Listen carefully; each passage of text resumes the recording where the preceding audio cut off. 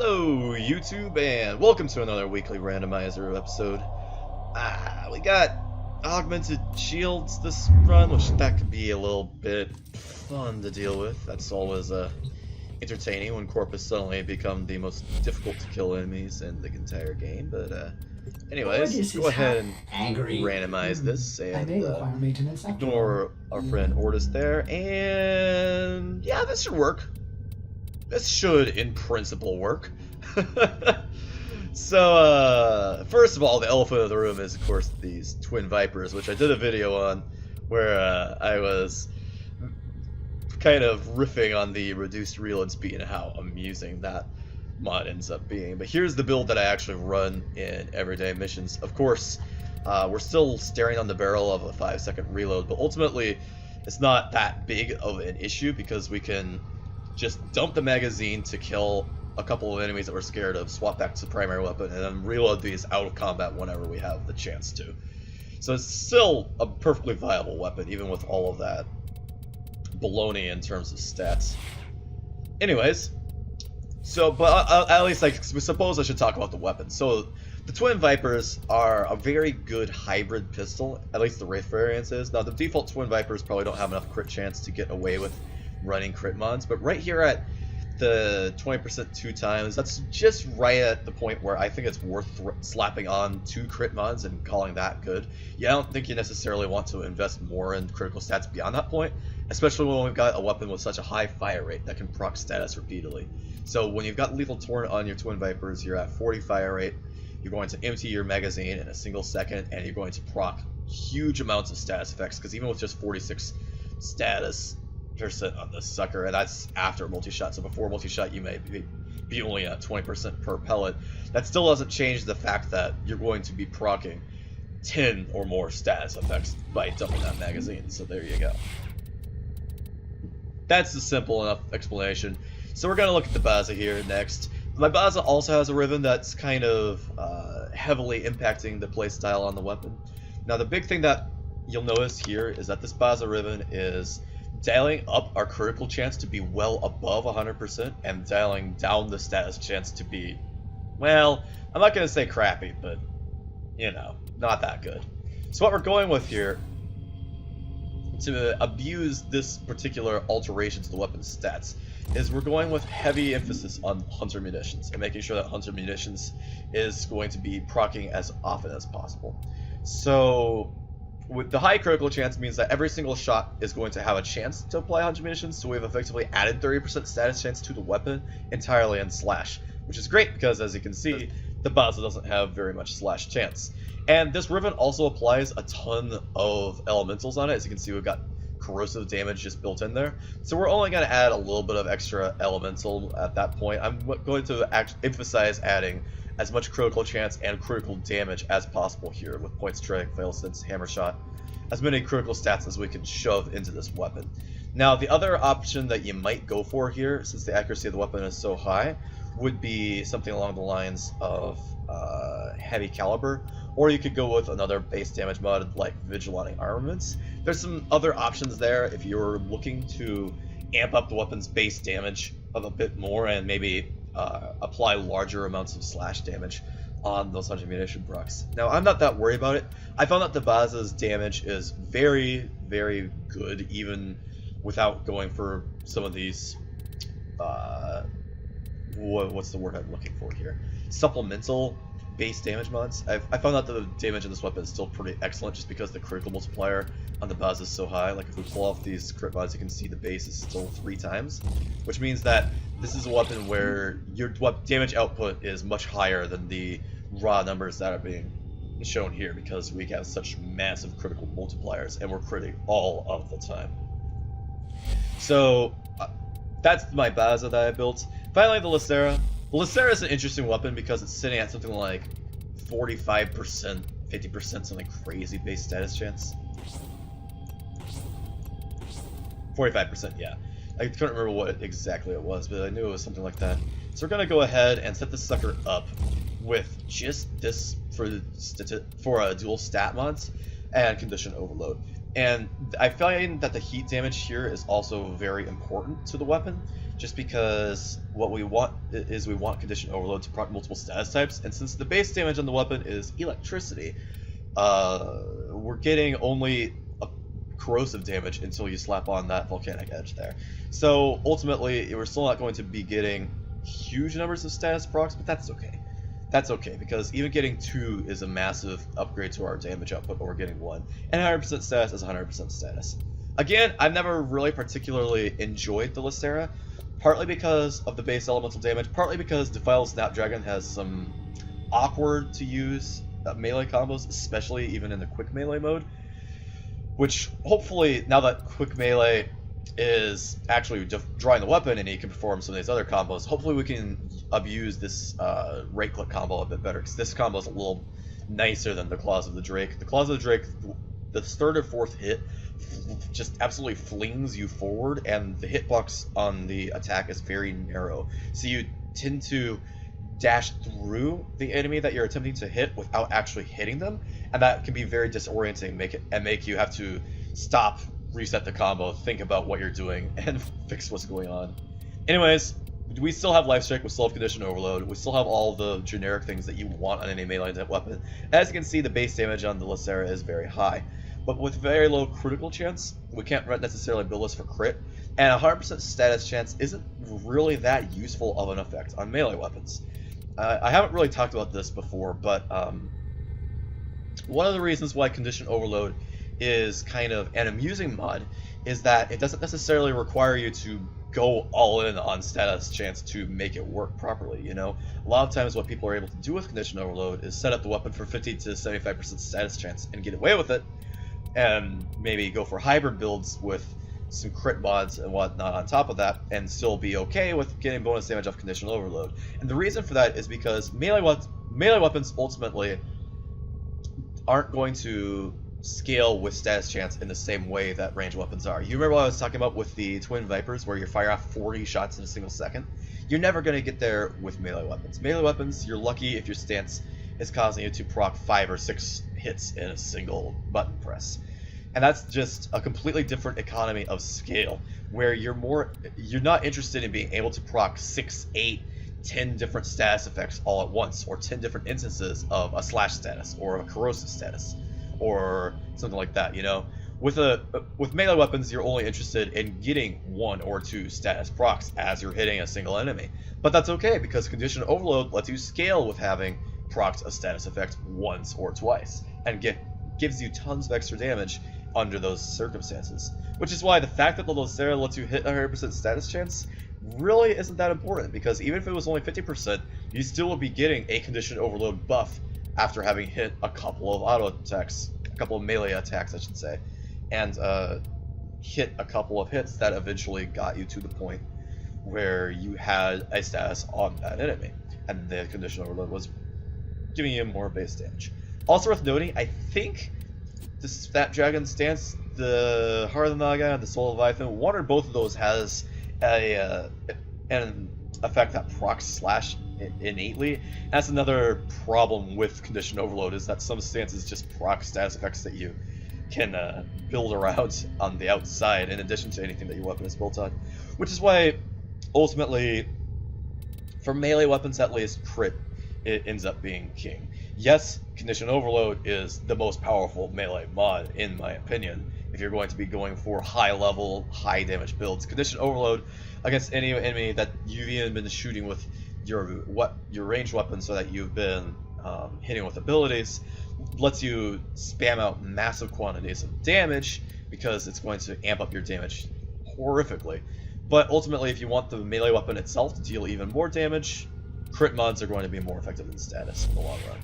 So that's a bit of a rant about the way the melee meta is set up, and I hope that they change that somewhat when the full melee upgrade comes out. Because as you're going to see here, this is after the melee changes, where you can essentially quick swap between full melee combos and ranged weapons, which also makes it easier to use Condition Overload to its maximum potential.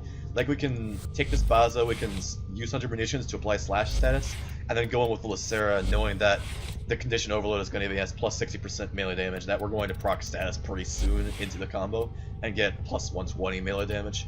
That's pretty cool. Anyways, we also rolled the cat. Here's the cat. I've shown the cat a lot of times. This is Smita, of course, so we're running Charm.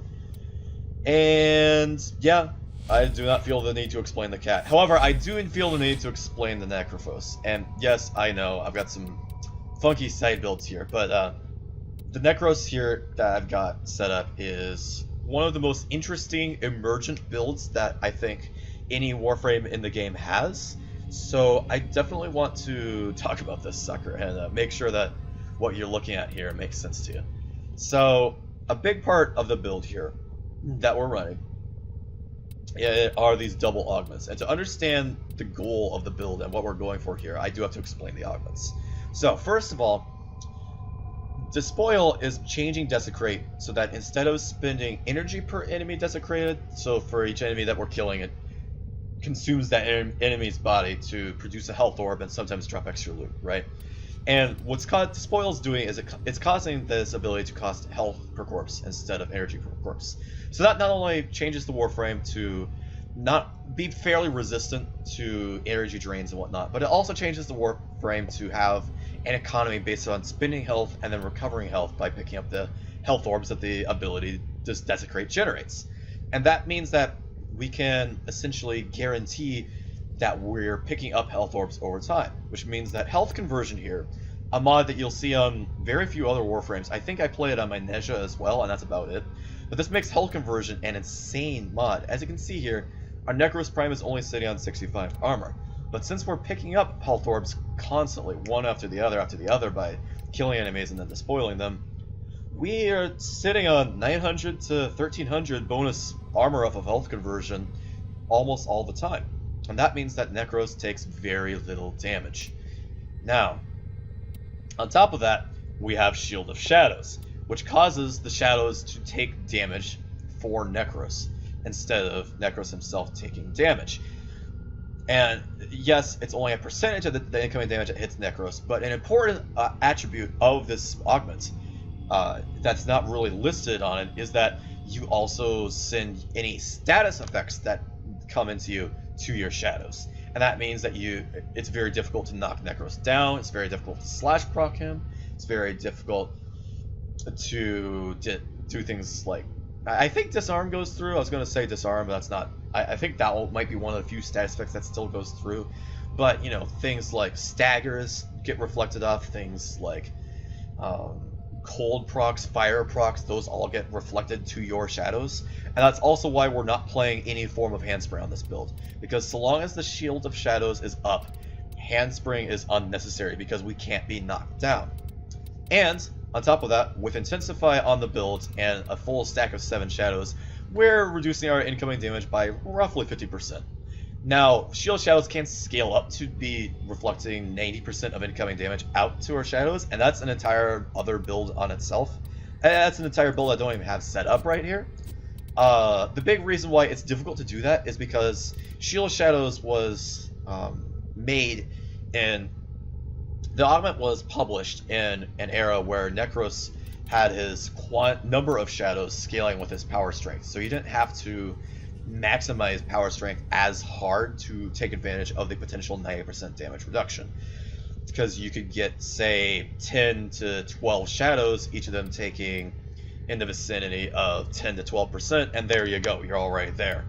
At this point in Nekros' metagame, 7 shadows is the default, and you can't manually spawn more than 7 shadows. Now, sometimes you get more than 7 shadows passively by the enemies going ahead and spawning extra subunits of their own. You know, things like the Rattels and the little the infested brood mothers and the little maggots that she spawns. And especially the most consistent ones I found are Drakmasters, who do tend to also spawn in more shadows, and with the little Drak dogs, and those help to cap out the Shield of Shadows, even though we're not building around capping it out manually. And that's why I find that the manual high power strength is to get 90% damage reduction is pretty hard, because you have to break 200 power strength when you only have 7 shadows that you can rely on. Because 7 shadows is 42 damage reduction. That's only half of getting to something crazy.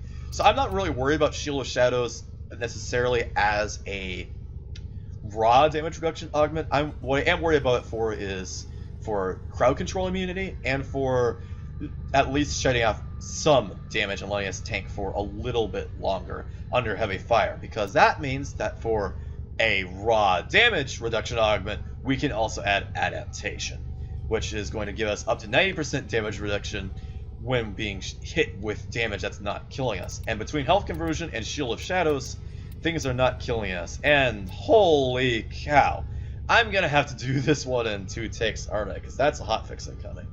Either I can start the mission as fast as possible. Anyways, stretch and drift to make sure we desecrate more units. Continuity for more duration. Vitality. Here, this one's for min-maxing for just despoil, and here, this one's a funky little build that's based on making sure creeping terrify is scary and slows enemies down. Alright, we're gonna start this up right now. I'm cutting the video there because I panicked and loaded into the sortie with this build, and so we've got to go back and actually use the build that I was talking to you guys about. That is the very powerful tank Nekros build. And I had to log out and pick up the hotfix in the process because of having to essentially bail out of the mission. So anyways, part 2. Nekros part 2. Part 2. I don't know. Our intel suggests as you can that see, our I am personal still running this interest is in the build vicinity. with Search for the hostage Zeniric. and bring A big him part home. of this build is that we got very low efficiency, Plenty of robotics. because we're not worried about themselves. efficiency so much when Desecrate on average costs 10 health and restores 25. What is this? Do you guys? I don't know if anyone else gets this, where there's occasionally a little yellow blinking thing when it spawns in the at the angle that it spawns in the little. I'm pointing at my screen, but the initial little waypoints on the map where it'll The blink enemy them is at the on start of the high mission, alert. and then the blinking The symbol sometimes moment won't you go enter away. the holding It's just area, stuck there. the execution This happens to me sequence. every so often. Rescue I the think it hostage only happens in before a it couple mission finishes. types. But it's very, very annoying. Also, anyways,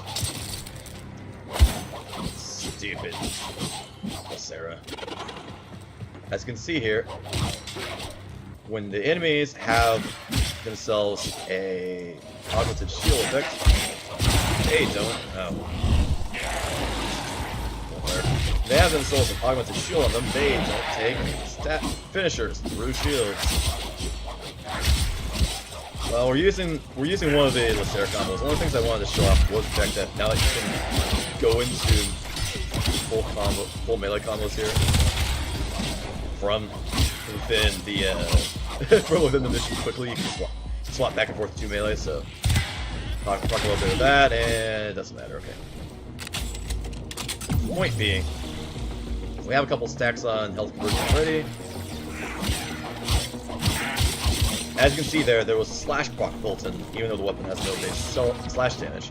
That's just a nice feature of File Snapdragon, that the good combo, as I prefer to call. I prefer to refer to it. There we go. The good combo, which is the right-click combo. The aim down sights combo, or whatever you want to call it, does have some built-in slash damage, plus you proc one additional status type. Now the default combo, which I'll attempt to perform here, no, it's going into, see here again, the combo I'm trying to refer to as Claws of the Drake has fast dash. Unless it's harder than Naga? No, that's harder than Naga, that's the pause combo, because I very definitively paused there, deliberately. Alright, well he's gone. The Baza cleans up pretty hard. And as you can see, this thing, if you can get it up towards 100% crit chance, it's one of the best. It's one of the best weapons in the game for abusing hunter munitions. And I'm gonna go ahead and summon these suckers here because that's a really reasonable quantity of enemies. I'll make sure that they are going down in a hurry. As you can see here, we're spending 10 health per. We're spending 10 health per desecrated enemy. But we're gaining back we're gaining back 25 on the majority of them, which means that the economy for Desecrate still is a net heal as opposed to a net loss of life, which is good, because it means that we can essentially ignore the fact that we have low efficiency.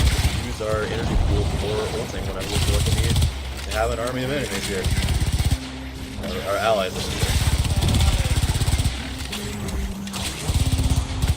Right.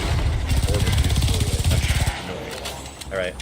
Speaking of which, how about I spend my energy getting it? Oh, it's here. It's weird. It refuses to do the base melee spam combo here. It's so odd. It's only doing what used to be the pause combo. Well, okay.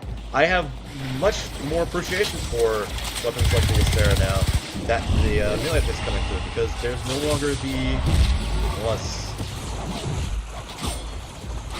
No, there it is. Okay. So it is the pause combo that it used to be struggling with, and the base combo is not as bad. It used to be the pause combo that would just trigger for me all the time with this stupid thing. Okay. That strike right there that I was referring to, where that right there has a very slim hitbox and it's very easy to dash through enemies with that strike without hitting them, as opposed to a lot of other higher mobility stances and attacks where you don't have to worry about the hit not cleaving through all the enemies you're attempting to use. First dashing forward here, I'm going to call forward the shadows. There's 7% damage reduction again.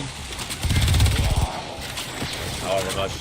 Some arbitrary amount of damage reduction depending on how many shadows are within range. As you can see there, shield shadows makes you immune to things like knockdown. It cancels the reloads very slightly, but I mean, who cares? Also worth noting, the Baza is extremely accurate and completely silent, has almost no recoil. I love this gun. It's a little bit piddly and doesn't have very high base status chance, but like I said, with enough hunter munitions and a decent setup for crits, you can make this sucker go far. If you wanted to use the Acolyte mod, the Acolyte crit mod, what's that called? Argon scope, to make up for not having a ribbon, that would be pretty fantastic as well. Although, let's be honest, Baza ribbons are probably easier to come across than Argon scope. You are running out of time. Still though. Bypass complete. You may proceed. Oh, wait, shoot. I did not want to go into that animation. I was trying to just go with a short animation that calls the fellows to me. That's okay though. Let's kill this fellow.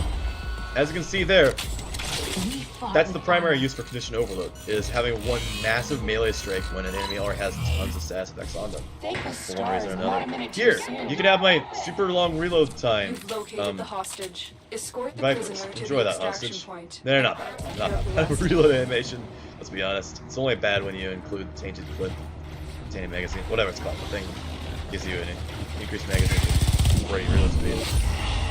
Probably should have completed killing out Warden versus some one of them, but you know what? That's okay. We don't have much in the way of crowd control to shield enemies off the hostage, so we're fighting our way out of here. Let's go. Superman. Apparently, Slashboxer were ignoring his shields. Yeah. Some of these fellows are not having the bonus shield doctrine, where it makes you essentially immune to status effects on top of everything else.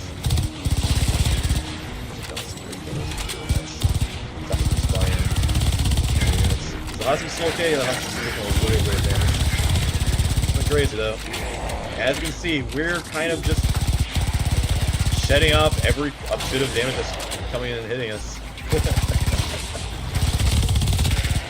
I love this Nekros build. Hostage is getting hurt.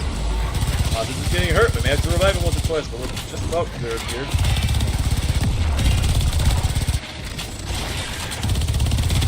The Baza is such good economy though, in terms of damage to ammo and whatnot. Very good weapon. One of those weapons that's much stronger than it looks, because it looks like it's got a piddly little base damage, but it actually has very high DPS, especially against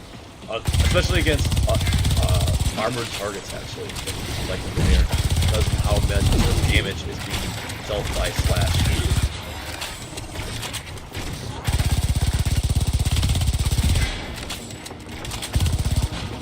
Heavy robotic signature detected. Very nice. It's moving. I wish the hostage could pick up things like Health Orbs. Oh, yeah, let's summon units in here. I am not scared because I've got full stacks on health conversion, and I've got all Wraith good summons, status effects for me. I do not expect to die in a scenario like that. At least not against level 50 enemies, maybe against level 100. Oh, wow.